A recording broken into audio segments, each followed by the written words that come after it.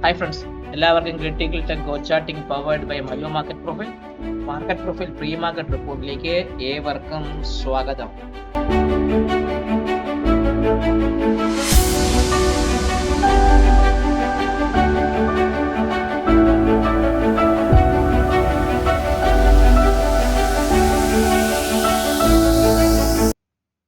So ഇന്ന് പൊതുവേ ശാന്തമായ ഒരു മാർക്കറ്റ് ആയിരുന്നു. മിഡ് ക്യാപ്പ് ഒരിടത്തും ബ്രേക്ക് വന്നില്ല, സെയിം അവിടെ തന്നെ കിടന്ന് കളിച്ചു, പി ഒ സിയുടെ ഭാഗത്ത് കിടന്ന് കളിച്ച് മൂവ് ചെയ്ത് പോയായിരുന്നു ചെയ്തു. ബാങ്ക് നിഫ്റ്റി ഒന്ന് ബുള്ളിഷ് റെഫറൻസ് കട്ട് ചെയ്യാൻ ശ്രമിച്ചു, പക്ഷെ ടാർഗറ്റ് തന്നില്ല, സ്റ്റോപ്പ് ലോസ് ഹിറ്റ് ആയെന്ന് വേണമെങ്കിൽ പറയാം.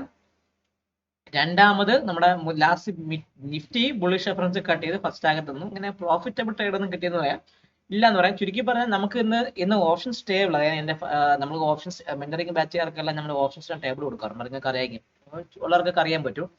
അതിനകത്ത് നിഫ്റ്റിയുടെ കോൾ ഓപ്ഷൻ പറഞ്ഞായിരുന്നു, അത് ട്രിഗർ ചെയ്ത് ഫസ്റ്റ് ടാർഗറ്റും സെക്കൻഡ് ടാർഗറ്റും ഓൾമോസ്റ്റ് തേർഡ് ടാർഗറ്റ് ഹിറ്റ് ആയ ദിവസം. ചുരുക്കി പറഞ്ഞാൽ ഞങ്ങളുടെ മെന്ററിംഗ് ആൾക്കാർക്കും എനിക്കുമൊക്കെ പ്രോഫിറ്റബിൾ ഡേ ആയിരുന്നു ഇന്ന് അവസാനിച്ചത്. ഇതായിരുന്നു ഇന്നത്തെ പൊതുവേ ഉള്ള ഒരു മാർക്കറ്റ്. നമ്മൾ നിഫ്റ്റി നോക്കുന്ന സമയത്ത് നിഫ്റ്റി ഇന്നലത്തെ അമ്മാത്തൊന്ന് ഇറങ്ങിയില്ല എന്ന വീട്ടിലോട്ട് എത്തിയില്ല എന്ന് പറയുന്ന അങ്ങനത്തെ ഒരു അവസ്ഥയല്ലോ. ഇന്നലത്തെ പി ഒ സിയുടെ ഭാഗത്തേക്ക് സപ്പോർട്ട് എടുത്ത് കയറി, എന്നാൽ ഈ 750 എന്ന് പറഞ്ഞ സോണ് പൊട്ടാനും നിഫ്റ്റിയെ കൊണ്ട് പറ്റിയില്ല. അപ്പൊ ചുരുക്കി പറഞ്ഞാൽ ഈ 756 അല്ലെങ്കിൽ ഈ 766 എന്ന് പറഞ്ഞ ഈ ഒരു ഏരിയയ്ക്ക് മുകളിൽ ഇന്നലെ വന്ന സി പീരീഡിന്റെ ഹൈക്ക് മുകളിൽ മാത്രമേ നിഫ്റ്റിയെ കുറിച്ചൊരു ബുള്ളിഷ് റെഫറൻസ് ഉള്ളൂ. സോ നിഫ്റ്റിയെ സംബന്ധിച്ച് പറയുകയാണെങ്കിൽ 25665 ഭാഗത്താണ് പി ഒ സി. ഞാൻ ആ പി ഒ സി മാറ്റി വയ്ക്കാം. 25,665 ഭാഗത്തേക്ക് പി ഒ സി ഞാൻ മാർക്ക് ചെയ്തു. ഈ ബുള്ളിഷ് റെഫറൻസ് 25,765 മുകളിൽ മാത്രമേ ഇനി ബൈ ഉള്ളൂ. എത്രയാണ്? 25,765 മുകളിൽ മാത്രമേ ഞാനൊരു ബൈ കുറിച്ച് ചിന്തു. നാളെ മന്ത്ലി എക്സ്പയറിങ്ങളായതുകൊണ്ട് ആ ഒരു കാര്യം മനസ്സിലെടുത്തോളാം.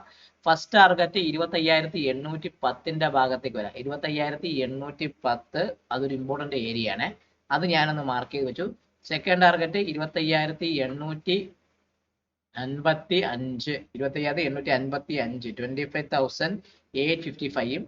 തേർഡ് എന്ന് പറഞ്ഞാൽ 25,900 ഭാഗത്ത്, 25,900 എന്ന് പറഞ്ഞ ഭാഗത്തേക്ക്. ചുരുക്കി പറഞ്ഞാൽ നാളെ മാർക്കറ്റ് 25,765 മുകളിൽ നിൽക്കുകയാണെങ്കിൽ ഞാൻ പ്രതീക്ഷിക്കുന്നത് നിഫ്റ്റി 25,800 മുകളിൽ തന്നെ എക്സ്പയർ ചെയ്യാനുള്ള ചാൻസ് ആയിരിക്കും കൂടുതൽ കാണുന്നത്. ഇതാണ് എനിക്ക് നാളത്തേക്കുള്ള റെഫറൻസ് ലെവലായിട്ട് പറയാനുള്ളത്.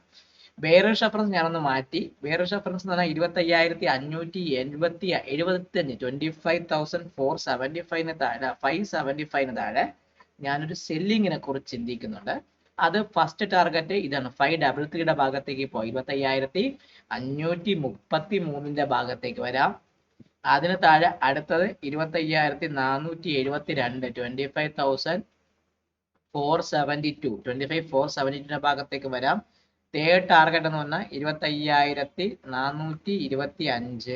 ഇതാണ് എനിക്ക് നിഫ്റ്റിയെ കുറിച്ച് പറയാനുള്ള 25,425. ഇതാണ് നിഫ്റ്റിയെ കുറിച്ച് പറയാനുള്ള ഡൗൺവേർഡ് റെഫറൻസ്. നാളെ ഈ 25,670 താഴെ മാർക്കറ്റ് സസ്റ്റെയിൻ ചെയ്യുന്നുണ്ടെങ്കിൽ ഈ ബെയറിഷ് റെഫറൻസിന്റെ ഭാഗത്തേക്ക് ഒരു ടെൻഡൻസി പോസിബിൾ ആയിട്ട് വരും. അങ്ങനെയാണെങ്കിൽ എക്സ്പയറി 25,650 താഴെ വരാനുള്ള ചാൻസ് ഉണ്ട്. ഇപ്പോഴത്തെ ഒരു കണക്ക് വെച്ച് നോക്കുകയാണെങ്കിൽ 25,650 ഭാഗത്തേക്കായിരിക്കും നാളത്തേക്ക് എക്സ്പയറി ഞാൻ പ്രതീക്ഷിക്കുന്നത്. തെറ്റാം, ഏറെ കയറ്റല്ല ദേവി ഇത്.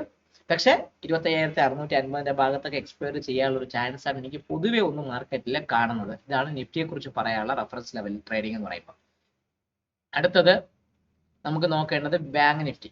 സോ ബാങ്ക് നിഫ്റ്റിയെ കുറിച്ച് പറയുകയാണെങ്കിൽ ബാങ്ക് നിഫ്റ്റി ഒരു എന്തുകൊണ്ടൊരു നിഫ്റ്റി ഞാൻ ഒരു ഓപ്പൺ ഓപ്ഷൻ OR ആയിരുന്നു, നോർമൽ ഡേ ആയിരുന്നു. നിഫ്റ്റി പ്യൂർലി ബാലൻസ് ആയിരുന്നു. ബാങ്ക് നിഫ്റ്റി ഓപ്പൺ ഓപ്ഷൻ ആയിരുന്നു, പ്യൂർലി ഒരു ബി ഷേപ്ഡ് പ്രൊഫൈലാണ്. ഈ 6995 ഭാഗത്തേക്ക് ഒരു പി ഒ സി ഒരു സപ്പോർട്ട് എടുക്കുന്നുണ്ട്. അപ്പൊ ഞാൻ 60,990 ഞാനൊരു ബെയറിഷ് റെഫറൻസ് ആയിട്ട് വയ്ക്കുന്നുണ്ട്. നമ്മുടെ പി ഒ സി നിൽക്കുന്നത് 61,171 ഭാഗത്തേക്കാണ് പി ഒ സി. 61,172 ഭാഗത്തേക്ക് പി ഒ സി വന്നിരിക്കുന്നുണ്ട്. ബുള്ളിഷ് റെഫറൻസ് ഇപ്പോഴും കറക്റ്റ് ആണ്. 61,408 മുകളിൽ മാത്രമേ ഞാൻ ബൈ ഉള്ളൂ. First target 61,544, second target 61,675, third target 61,790. Bearish reference 60,990 ഭാഗത്തേക്ക് കൊണ്ടുവന്നു. ഫസ്റ്റ് ടാർഗറ്റ് എന്ന് പറഞ്ഞാൽ ഇതാണ്, ഈ ഒരു ഏരിയ 60,850 ഭാഗത്തേക്ക് വരാം. ഫസ്റ്റ് ടാർഗറ്റ് അവിടെയാണ്. സെക്കൻഡ് ടാർഗറ്റ് 60,700, 6700, 60,700 എന്ന് പറഞ്ഞ ആ ഒരു ഇമ്പോർട്ടന്റ് ഏരിയയുടെ ഭാഗത്തേക്കും.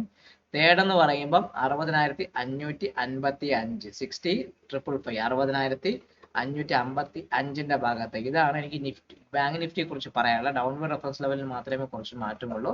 അപ്പോർഡ് റെഫറൻസ് ലെവലൊക്കെ സെയിം ആണ്. അപ്പൊ ചുരുക്കി പറഞ്ഞ എന്റെ ഒരു കണക്കൂട്ടിൽ വെച്ച് പറയുകയാണെങ്കിൽ ബാങ്ക് നിഫ്റ്റി മോസ്റ്റ്ലി എനിക്ക് ഒന്നുകിൽ 61,400-നും അല്ലെങ്കിൽ 61,000 ഈ ഒരു 61,400-നും 64,000 ഇടയ്ക്കുള്ള എക്സ്പയറി ആയിരിക്കും മെജോറിറ്റി ഞാൻ ബാങ്ക് നിഫ്റ്റിക്ക് പ്രതീക്ഷിക്കുന്നത്. ഇതാണ് നാളത്തെ മന്ത്ലി എക്സ്പയറിക്ക് വേണ്ടി എനിക്ക് പറയാനുള്ള ഒരു കാര്യം.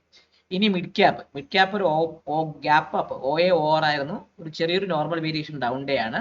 POC വന്നിരിക്കണം 13,485 ഭാഗത്തേക്കാണ് POC. ഇപ്പൊ ഞാൻ ആ POC തട്ടി മാറ്റാം. 13,485 ഭാഗത്തേക്ക് ഞാൻ POC കൊണ്ടുവന്നു.